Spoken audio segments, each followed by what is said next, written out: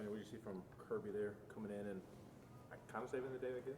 No, he did. I mean, he came in a difficult situation, and I don't think made it look easy, but he looked like he was throwing the ball as well as he has on that mound or any mound since he's been here. And again, came in a difficult situation and kind of turned the tide of the game, not just for us on defense, but then kind of carried over offensively and went out there and got some big outs.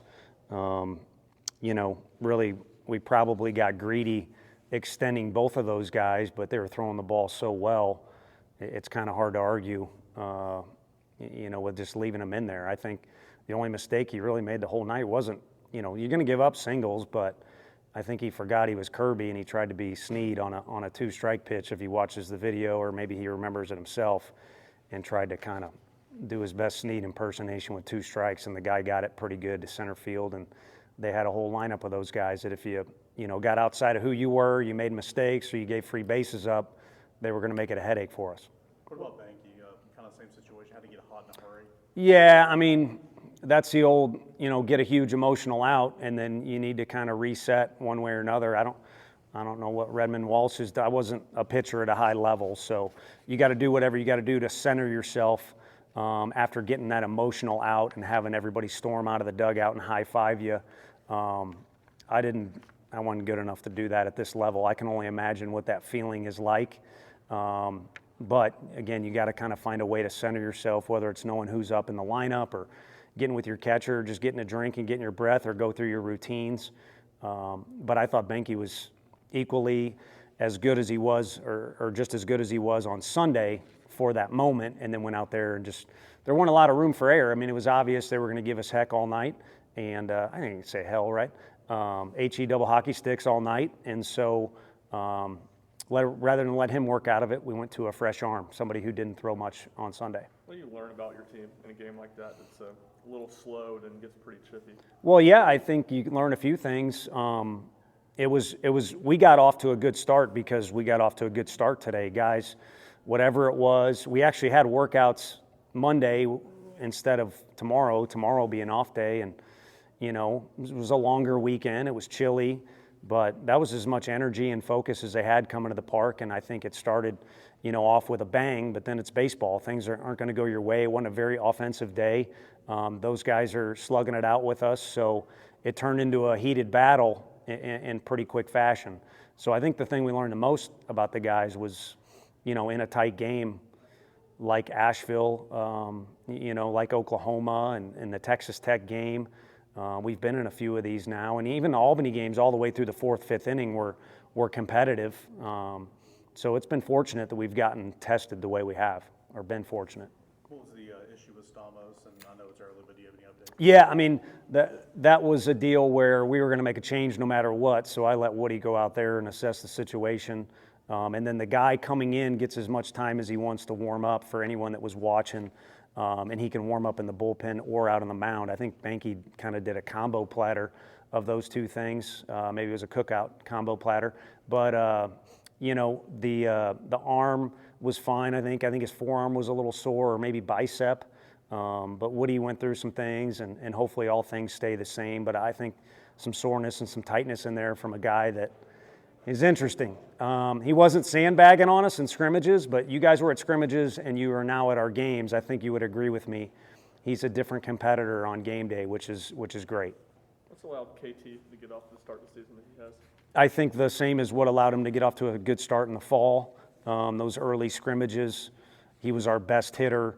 And then, like any baseball player, I think Simo, didn't have his best night offensively, but how many nights has he been our best offensive guy? And then someone else will be the best offensive guy on Friday. So there's ups and downs, but if you look at the start of his fall, he was our best hitter, and then it slowed a little bit, but since he's been back, his physique has been different, his mentality has been different, his attention to detail, like things on defense, has really progressed since he was a first-year kid here. And then as of late, I think where it's really going good for him is using the whole park. I mean, if I'm in the other dugout or I'm a pitching coach and I see him hit the ball to right the way he did and the ball off the wall and left, I'm kind of frustrated. You think Dallas not pitching for so long finally caught up to him today?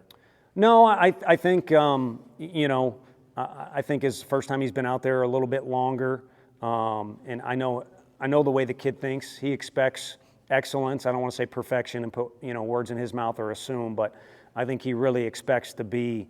He's mature and he's confident, which I like. He's got high expectations, and it started slipping and sliding on a little bit there, and kept going that downward spiral instead of him being able to self-correct. And I don't. My buddy gave me crap the other night. I guess in the interview I said I'm no smarter than the next guy, and then I proceeded to tell you, like I'm smarter than the next guy. So I won't preface it by saying that. The one thing I do know, and I'll say with conviction, is often freshmen are a little slower to make an adjustment, whereas sophomore year, instead of correcting, from one game to the next, a hitter can do it from an at-bat to an at-bat, or instead of a pitcher like Dallas maybe making an adjustment from hitter to hitter, or maybe even inning to inning, they can do it pitch by pitch, and that's what a guy like Kirby and Stom can do. And Snead, I think, would admit to a progression that he's made from freshman year till now is probably being able to self-correct a little bit. You got to coach yourself out there when you're on the field.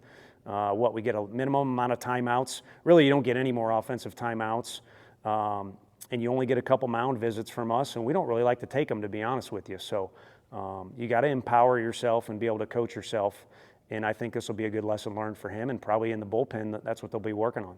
How important were the RBIs tonight from Robin and Cannon on a night when runs are kind of at a premium? Yeah, they were big. I mean, you're not going to – the best swing of the night was Alex Perry for either team. I think their guy who drove the ball off Snead there late could make an argument. But my favorite swing was Alex Perry's, and we didn't get anything out of it. He hit it right into the teeth of the wind.